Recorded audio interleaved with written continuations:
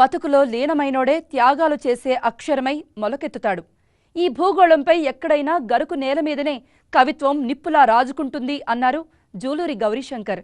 అలా బతుకులో లీనమై కవిత్వం కోసం పలవరించి అద్భుత కవిత్వమై పరిమళించిన కవి సూర్యాపేటకు చెందిన పెద్దిరెడ్డి గణేష్. ఆయన ఇటీవల వెలువరించిన గానగాత్రం కవిత్వంపై సమీక్షణం మీకోసం.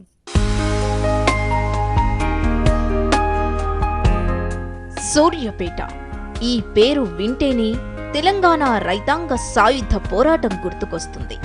ఒక ధర్మభిక్షం, ఒక బిఎన్ రెడ్డి, మల్లు స్వరాజ్యం లాంటి కమ్యూనిస్టు యోధులు కళ్ల ముందు సాక్షాత్కరిస్తారు.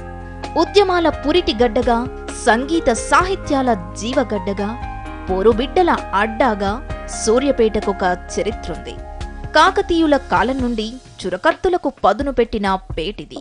అంతేకాదు, పిల్లల మర్రి, పినవీరభద్రుడు లాంటి మహాకవులు నడయాడిన మట్టిగడ్డ అది.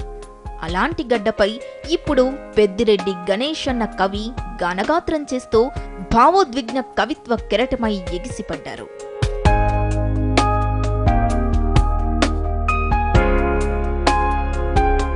అక్షరం నేను నిరంతరం స్మరించే బీజాక్షరం. అక్షరం ఇప్పుడు నా ఆయుధం. భుజాన తగిలిస్తే గన్ను, జేబులో పెట్టుకుంటే పెన్ను అంటూ పెన్నునే గన్నుగా వాడి బుల్లెట్ లాంటి కవితలను పేల్చి ఒక్కసారిగా కవితా ప్రియుల గుండెల్లో ఉరుముల మెరుపుల భావాలతో సంభ్రమాశ్చర్యాల హర్షవర్షాలు కురిపించారు. పెద్దిరెడ్డి గణేష్ ఇటీవల గానగాత్రం వచన కవితా సంపుటిని వెలువరించారు.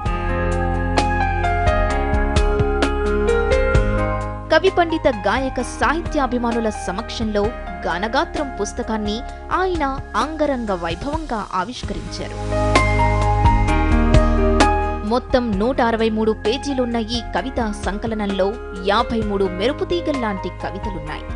గాన గంధర్వుడు ఎస్పి బాలసుబ్రహ్మణ్యం గారికి పెద్దిరెడ్డి గణేష్ తన కావ్య కన్నికను అంకితమిచ్చారు.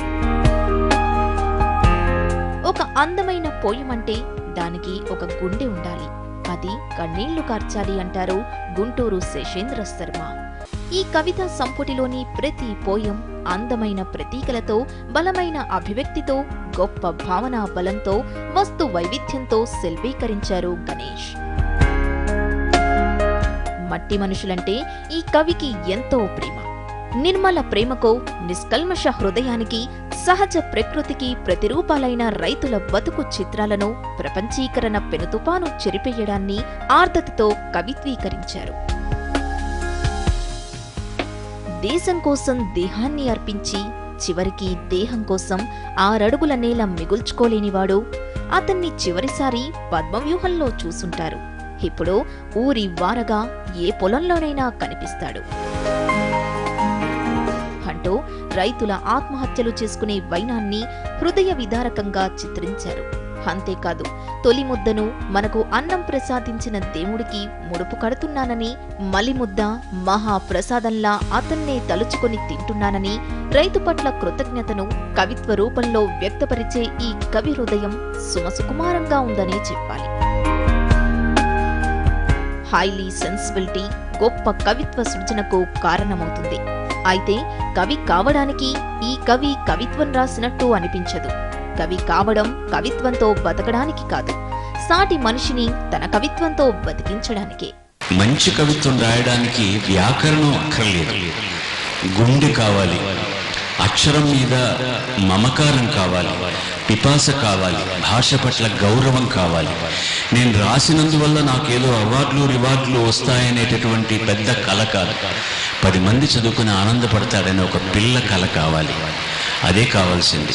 అది ఉన్న ప్రతి ఒక్కళ్ళు కూడా రాయగలరు. పెద్దిరెడ్డి గణేష్ కవిత్వంలో మనల్ని ఉత్తేజితుల్ని చేసే మెస్మరిజం ఏదో దాగుందనే చెప్పాలి. లేకపోతే పుట్టడమే పాటగా పుట్టాను, ఎప్పుడైనా నేను పోయినట్టు మీకు కబురొస్తే ఆనందంగా లేచి చప్పట్లు కొట్టండి అనగలిగేవారా?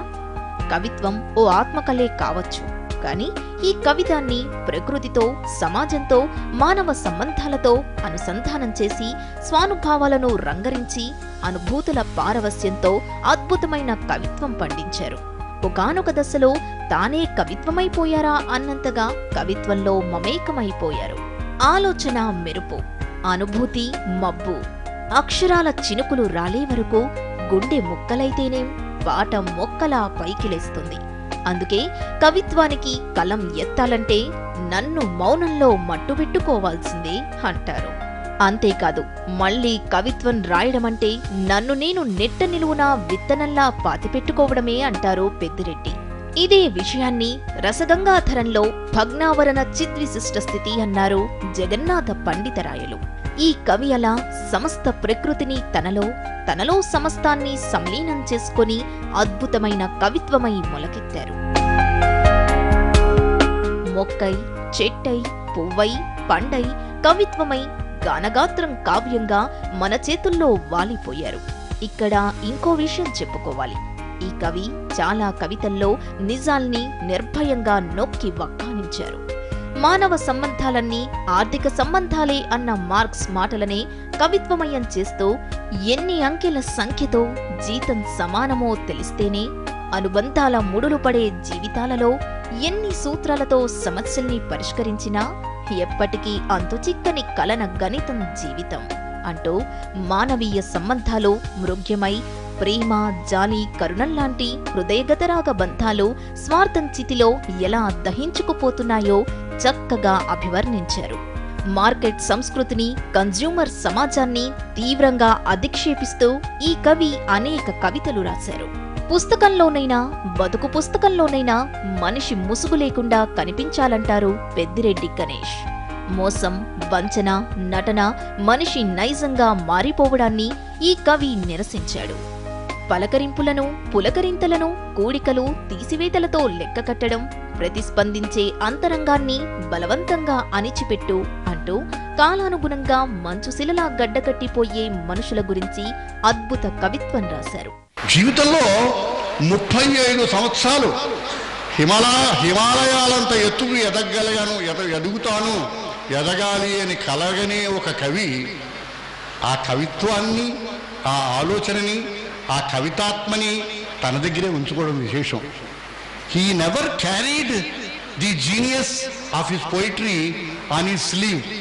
ఈ కవి రంగుల్ని ప్రేమిస్తాడే గాని రంగులు మార్చే ఊసరవెల్లుల్ని ప్రేమించరు. ప్రేమంటే ఈ కవికి అమ్మ ప్రేమే నిజమైన ప్రేమ.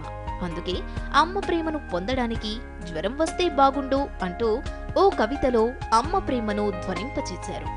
తడిపైటతో ఒళ్లంతా తుడిచి, తలపైన చల్లని గంధం పట్టివేసి, గడియకోసారి నా పొట్ట మీద తన చెయ్యి వెల్లికలా పెట్టి చూసే మా అమ్మ కారుణ్య రూపం మరోసారి కళ్ల ముందు కదలాడటం కోసమైనా ఒక్కసారి జ్వరం వస్తే బాగుండు అంటున్న ఈ కవి ఆప్టిమిస్టిక్ వ్యూస్ తో అందమైన పోయట్రీ రాశారు. వర్షం వచ్చి వెలిసిన ఓ ఉదయం కాగితం పడవలను నీటి మడుగుల్లో వదలాలని బడివే ఎగవేయాలనుకున్నప్పుడల్లా జ్వరం వచ్చే వరం ఇచ్చే దేవుడు ఉంటే బాగుంటుందనిపిస్తుంది. ఇప్పటికీ తీరని ఈ కోరిక ఉందిట, ఇప్పటికీ తీరని నా బాల్యపు కోరికగా అప్పుడప్పుడు సెలవు జ్వరం వస్తే బాగుంటుంది. ఏమండి?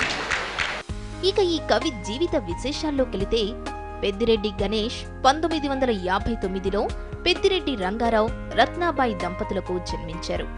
ఎంకామ్, CA వరకు చదివి ప్రస్తుతం Suryapet Sudha bank managing director గా పనిచేస్తున్నారు.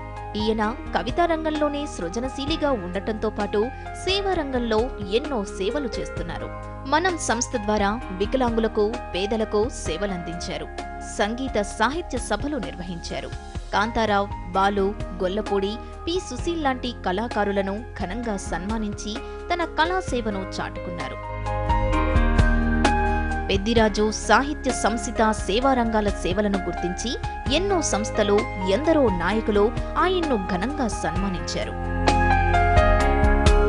వాస్తవానికి సింపుల్ గా జీవించాలన్నదే తన జీవితాశయమని చెప్పే పెద్దిరాజు గణేష్ ఎవరైనా సూర్యాపేటకెళితే వట్టి చేతులతో మాత్రం వెళ్లకుండా పీడికెడు మా ఊరి మట్టిని పట్టుకెళ్లి ఈ రాత్రి మీ పెరట్లో చల్లండి, రేపు ఉదయాన్నే తూర్పున ఉదయించే సూర్యుడితో పాటు మీ తోటలో కొమ్మ కొమ్మకు, రెమ్మ రెమ్మకు కోటి సూర్యుల్లో పూయడం చూస్తారు అంటున్న ఈ కవికి ఇక రెండో సంపుటి తేవాల్సిన పని లేదని Saubhagya any centre single poem Ganesh అంటూ సీతారాం కితాబివ్వడంలో అతిశయోక్తి ఏమాత్రం లేదు. ఇక సాహితీ వేదికల వేడుకలో చూద్దాం.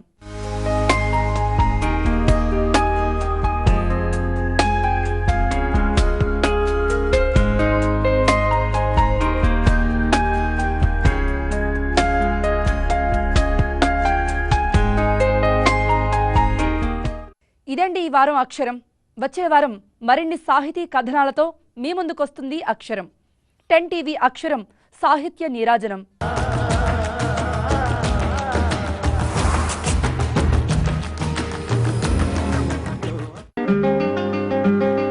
సొగసు చూడతరమా సొగసు చూడతరమా నీ సొగసు చూడతరమా